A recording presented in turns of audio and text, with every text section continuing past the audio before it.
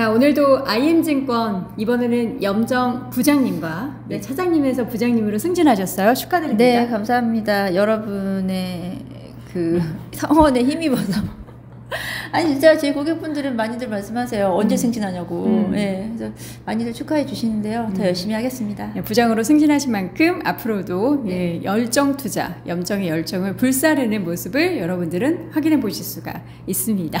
자, 네. 오늘 현대차 얘기할 거예요? 자동차 얘기할 거예요? 어떻게 주제를 어떻게 정해 볼까요?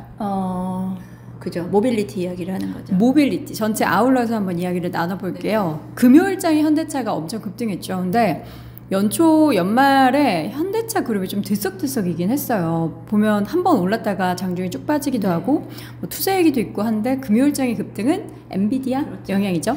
CES의 마지막 수혜였죠. CES 마무리되는 국면에서 젠스낭과 현대차의 네. 동맹 관계가 나오면서 CES가 마무리됨에 따라서 대부분의 이제 섹터들은 반도체 섹터라든지 관련된 종목들은 뭐 지난 금요일장에서도 미국 관련해서도 조정을 받고 있는 상황 속에서 일단 지난 금요일 현대차가 말씀하셨듯이 현대차 주가가 지금 상당히 많이 빠져 있는 구간으로 지금 오랫동안 하방은 지지하면서 가기 때문에 언제쯤 이게 움직일 수 있을까라는 상황 속에서 엔비디아 말 뉴스가 좀 터졌습니다. 일단은 현대차 비롯해서 현대차 계열사들 전반적으로 상승 추세를 이어갔는데 오늘 또 다시 열어보니까 다시 또 빠지긴 하네요. 중요한 거는 그래서 저는 앞으로 현대차가 어떤 모멘텀으로 추세적으로 이제 작년에 기록했던 29만 원, 30만 원을 갈 수 있을까? 현대차가 이제 엔비디아 효과로 반등은 했습니다만 여기서 자동차 섹터 특히나 현대차가 계속 눌리고 있었던 게 아무래도 트럼프 관세 정책에 대한 부분 리스크가 아직 어떻게 될지 모르겠는 거예요. 실제로 트럼프 취임 후에 실제 보편 관세를 적용을 할 경우 현대차가 어느 정도에 대한 그 관세에 대한 효과가 나타날 수 있을지. 시장에서는 관세 부과 시 대략 뭐 전반적인 부분은 20% 정도가 이제 수익이 하향할 것이다 라고 보고 있지만 또 환율 효과로 인해서 상당 부분은 또 상쇄할 수 있을 것이다. 약간의 좀 이견차가 있고요. 시장에서 아직까지는 좀 불확실성으로 놓고 있는 것 같습니다. 그래서 주가는 한동안은 조금 보합권에서 횡보를 하고 있는 국면인데요.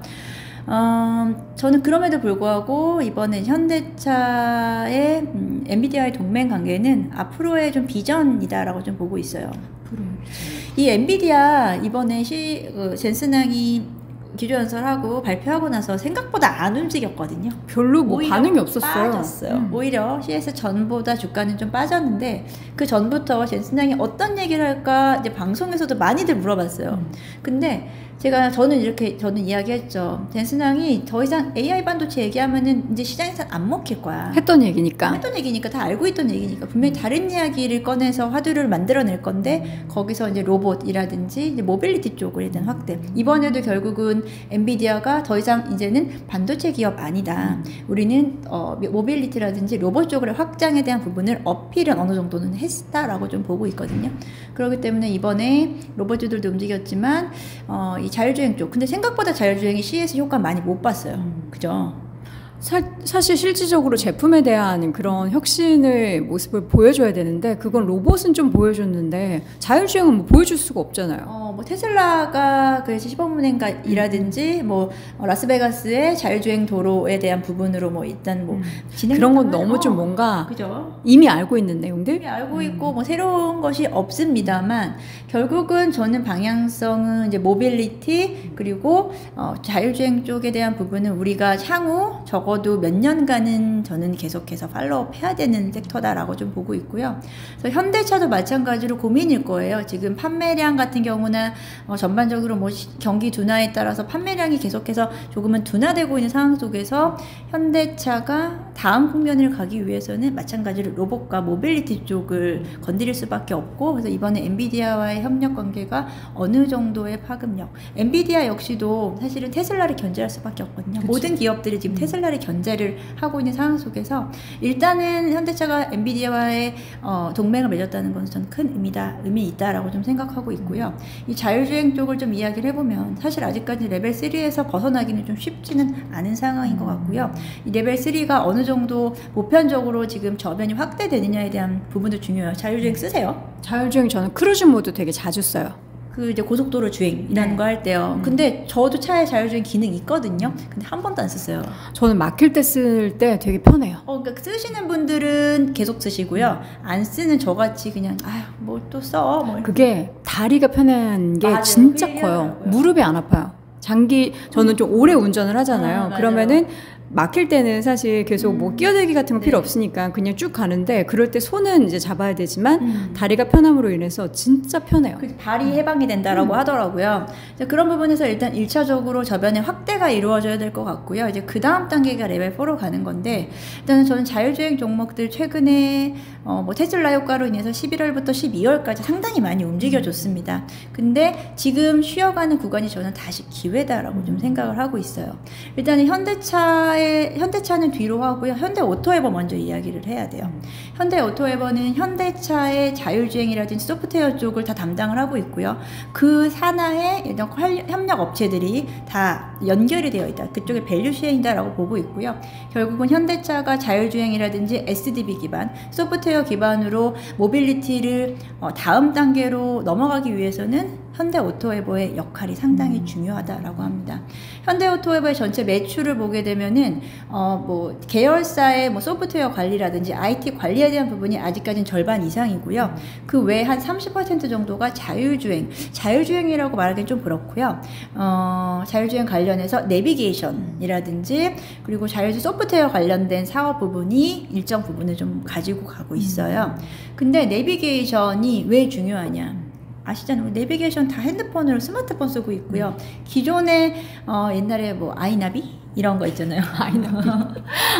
예전에 9세대 내비게이션이 한참 잘 나갔을 때에 비해서 지금 내비게이션 시장은 상당히 죽었지만 다시 자율주행이 개화될 때는 이 내비게이션 시장, 내장된 내비게이션 시장이 다시 커질 수밖에 없어요. 그러네요. 이제 휴대폰으로 연계를 시킬 수 있겠지만 지금 자체 내에서의 내비게이션의 역할이 상당히 중요한데 그걸 이제 현대오토에버가 하고 있는 거죠. 모든 게 내비게이션을 기반으로 해서 움직일 테니까. 그래서 내비게이션 관련된 부분을 현대오토에버가 담당을 하고 있고 그와 관련해서 모든 게 하나의 중심, 그러니까 SDB라고 해서 소프트웨어를 중심으로 해서 자동차 관련된 그 체계 자체가 이제 바뀌어 나가고 있다라고 볼 수 있겠습니다. 그래서 현대오토에버는 저는 항상 현대차 다음에 탑픽으로. 현대차 다음이요? 그러니까 현대차 그룹사 내에서 뭐 현대모비스도 있겠고 현대위아 뭐 글로비스타 있는데 현대차 그룹사 내에서 항상 현대차 현대오토에버를 항상 저는 탑픽으로 좀 보고 있습니다. 탄력적인 모습이나 앞으로 향후로 이제 뭐 미래에 대한 산업 성장성을 보면은 현대차가 물론 제일 형 역할을 하겠지만 오토에버가 일단 일을 열심히 하고 뭔가를 보여줘야지 현대차가 수혜받는 거 아니에요?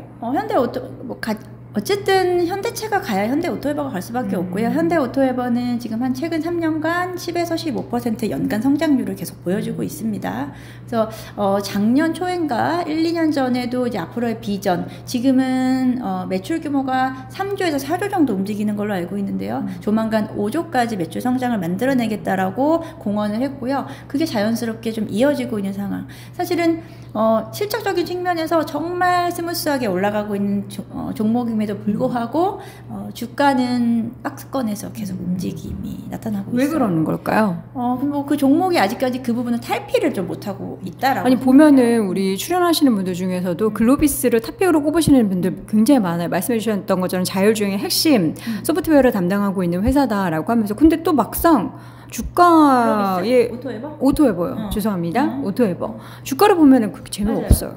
재미가 없을 수도 있는데 그 안에서도 만약에 주가의 레벨업이 나타나기 전까지 지금은 구간 내 반복이다라고 말씀드렸잖아요. 그럼 구간 내 반복을 이용해서 충분히 매매는 가능해요. 트레이딩을 해야 된다. 트레이딩을 하고 있다가 이게 어느 정도의 점프업이 되는 순간이 있을 거다라고 저는 생각을 하고 있어요. 그래서 현대오토에버 일단 자율주행 쪽에서는 다소 무거운 종목이긴 합니다만 늘 같이 봐야 되고요. 그리고 현대 오토에버 외에 자율주행 종목들, 우리나라 자율주행 종목들 많이 있잖아요. 탑픽 종목으로는 저는 이제 현대 오토에버 다음으로 슈어소프트 테크를 네, 주가가 조금은 좀 불안정하게 움직이긴 합니다만 지금 실적도 나오고 있고요. 현대차가 지분을 가지고 있어요. 현대차의 밸류체인이다라고 보시면 될 것 같고요. 벤더사라고 보시면 될 것 같고 SDB 기반의 소프트웨어를 검증하는 역할을 하는 기업이고요. 검증을 뭘 검증해요? 소프트웨어 자체의 안정성이라든지 네 그런 부분들 왜냐하면 상당히 뭐 소프트웨어 쪽이라든지 자율주행 쪽에서는 안정성과 신뢰도가 중요한 부분이기 때문에 이런 검증하는 역할을 하고 있고 그게 비단 자동차 섹터뿐 아니고 최근에는 뭐 방산 뭐 그리고 뭐 AI, UAM 이쪽까지도 확대되고 있는 상황인데요. 기업은 아직까지 제대로 된 평가를 좀 받지 못하고 있는 상황이긴 합니다. 테마로서만 좀 많이 테마로서만 좀 움직임은 나타나고 있고요. 자율주행 섹터 내에서의 그 중심축에 있기는 해요. 그래서 저는 뭐 지속적으로 보고 있고요. 오히려 자율주행 쪽은 시장 관심이 좀 빠져있는 시기에서는 오히려 우리는 좀 관심을 갖는 좀 반대되는 포지션을 가지면 좋을 것 같고요. 그리고 최근에는 스마트 레이더 시스템이라는 종목이 상당히 자율주행 쪽에서 많이 올랐어요. 근데 딱 이름부터 자율주행 같아요. 레이더를 공급하는 업체인데요. 최근에는 뭐 미국향에 대한 부분이 좀 커지고 있는 상황 속에서 레이더가 단순히 자율주행뿐 아니고 앞서 마찬가지요. 방산 쪽 그리고 로봇이라든지 확산될 수 있는 전방 산업이 많아요. 그래서 스마트 레이더 시스템은 시장에서 최근에는 조금씩 리포트가 나오고 있어요. 신규 상장한 지 한 1, 2년밖에 되지 않았기 때문에 잘 알려지지 않았지만 지금 올해 흑자 전환 가능할 수 있다라고 이야기를 하면서 조금 작은 종목들 중심으로 제 말씀을 좀 드렸지만 이런 종목들 중에서도 기업의 경쟁력, 기술력 있는 이런 기업들은 계속 관심 종목에 놓고 보시면 좋을 것 같습니다. 자동차 쪽에서는 이제는 뭐 전기차에 대한 뭐 모멘텀 이런 것보다는 맞아요. 자율주행 관련한 이야기들이 올해 화두겠군요. 소프트웨어, 그러니까 모빌리티 자체도 지금 우리가 AI라는 기능 자체를 AI가 어떤 디바이스에 지금 들어가느냐가 중요한 거잖아요. 어느 쪽에 AI가 가장 활발하게 우리가 한마디로 활용될 수 있을지에 대한 부분이 중요한 것 같은데 우리 시장에서도 계속 그러잖아요. AI 반도체, AI 쪽이 이제는 하드웨어에서 소프트웨어 쪽으로 움직이고 있다. 그게 이제 올해가 본격적으로 그 시기인데요. 그 소프트웨어가 어디든 입혀져야 돼요. 어떠한 디바이스로 입혀져야 될 텐데 휴대폰, 스마트폰의 AI 기능 사실은 그렇게 드라마틱하지 않아요.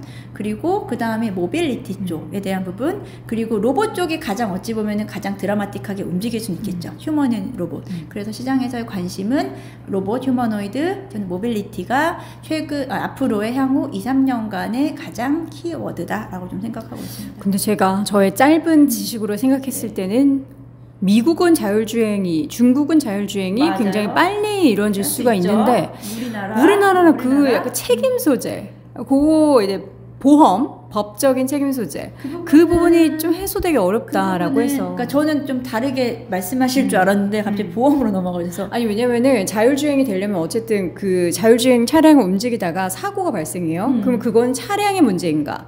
운전하지 않았지만 운전석에 앉아 있었던 사람의 문제인가 이 책임 소재가 되게 불분명해지잖아요. 그게 우리나라가 회수가 빨리 될지 그 부분은 우리나라만의 문제가 아닐 거예요. 이번에 이제 테슬라가 이제 그 일론 머스크가 정보 효율부에 이제 들어감에 따라서 트럼프 정권을 들어감에 따라서 아마 그 부분은 어떻게 풀어나갈 수 있을 거다라고 완화해주겠죠. 그에 대한 어떤 정책적인 완화 정책이 나타나면은 자연스럽게 우리나라든지 글로벌 자율주행 시장이 어떤 완화 움직임이 나타나 우리나라만 해결할 수 있는 부분은 아니다라고 보고 저는 말씀하신 아까 뭐 얘기할 줄 알았어요? 미국하고 중국은 땅덩이가 넓기 때문에요. 자율주행으로 장거리 주행을 하기 때문에 뭐 그것도 차이가 있죠. 차이가 있고 우리나라는 사실은 도심에서 자율주행을 하는 게 쉬운 게 아니거든요. 맞아요. 복병이 너무 많아요. 우리나라는 상대적으로 자율주행에 대한 그 효율성, 효과가 좀 덜하다. 그런 부분도 있고 법적인 부분도 있고 사실 테슬라는 보험사를 운영하잖아요. 자기네들이. 그러면서 뭔가 책임을 질 것 같은 분위기인데 우리나라는 과연 그게 해소가 될 수 있을지. 맞아요. 기술력에 네. 있어서는 뭐 어떤 세계 기업보다 뛰어날 수 있겠지만 법적인 부분에 있어서 이것도 어떻게 풀지를 모르겠어서 한번 지켜보시죠. 저도 사실 그쪽까지는 제가 모르겠습니다. 왜냐면 그래서 이제 제가 투자적인 관점에서 보면은 아니 이거 상용화 되기 우리나라에서는 좀 어려운데 되겠어? 싶은데 또 생각해보면 그래 우리나라에서는 안 되더라도 미국이나 중국으로 수출하면 되지. 또 이 생각도 들기도 하고. 단순히 전 자율주행만 놓고 이야기하는 건 아니고요. 이 모빌리티 시장 자체가 소프트웨어 기반으로의 전환이다라고 생각해요. 아까 말씀하신 대로 전기차의 전환이 생각보다 빠르게 지금 진행되지 못하잖아요. 뭐 캐즘이라고는 합니다만 위험해서. 뭐 저도 지금 전기차 만약에 살래 그러면 아직은 하이브리드가 좋은 것 같아요. 그러니까 하이브리드의 유저들은 사실 만족도가 상당히 크고 엄청나게 추천을 하더라고요. 그래서 굳이 전기차까지 안 가도 지금 되는 상황이에요. 그러면은 완성차 업계들은 고민이 될 수밖에 없어요. 그러면 전기차가 이렇게 빨리 못 간다고 하면은 다음 경쟁력을 어떤 거를 내세워야 될 것인가. 그래서 이번에 도요타도 CES에서 나온 거는 전기차가 아니었잖아요. 결국은 자율주행이라든지 우리는 우주 탐사에 대한 부분까지 기업의 확장성을 가지고 있다라는 것을 보여준 거고요. 현대차도 이번에 엔비디아와 전기차 협력이 아니잖아요. 네, 결국은 자율주행, AI 로봇 쪽에 대한 부분으로 모빌리티 시장 자체가 조금은 지금은 뉘앙스를 바꿔 나가고 있는 상황이다라고 생각합니다. 네. 자동차 쪽, 그러니까 모빌리티로 큰 영역으로 봤을 때 투자의 관점은 자율주행이 어느 회사에서 가장 먼저, 우리 가장 자주 기술에 대한 이야기가 나오는지. 규제 완화를 어디서부터 풀어나갈지. 테슬라가 제일 중요한 어떻게 보면 키를 가지고 있겠죠. 네. 어쨌든 올해는 뭐 AI를 필두로 해서 이 모빌리티까지 확장이 되고 있는 이 산업에 대해서 여러분들이 꼭 눈여겨보셔야 될 것 같고요. 오늘 염정 부장님이 말씀해 주셨던 기업들에 대한 내용도 잘 탐구를 해보시면 좋겠습니다. 그리고 예고 하나 드리자면 다음 영상 우리 염정 차장님께서 안정적인 국제 투자? 네. 국제만 투자예요? 투자. 그러니까 뭐 지금 주식 또 제가 뭐 계속 이야기를 드리지만 또 한쪽에서는 또 파킹이라고 하잖아요. 파킹 통장. 파킹 통장. 소액 국채 관련된 투자에 관련된 상품. 그리고 소액으로 국채를 투자할 수 있다라는 거죠. 네. 예, 소액 국채가 소액으로 국채를 투자하는데 거기서 레버리지를 일으킬 수 있는 상품이 있습니다. 레버리지까지요? 네. 그래서 그에 관련된 상품 잘 준비해서 조만간 영상 올려드리도록 하겠습니다. 네, 지금까지 IM증권 염정 차장님에서 승진한 염정 부장님과 함께했습니다. 고맙습니다. 네, 감사합니다.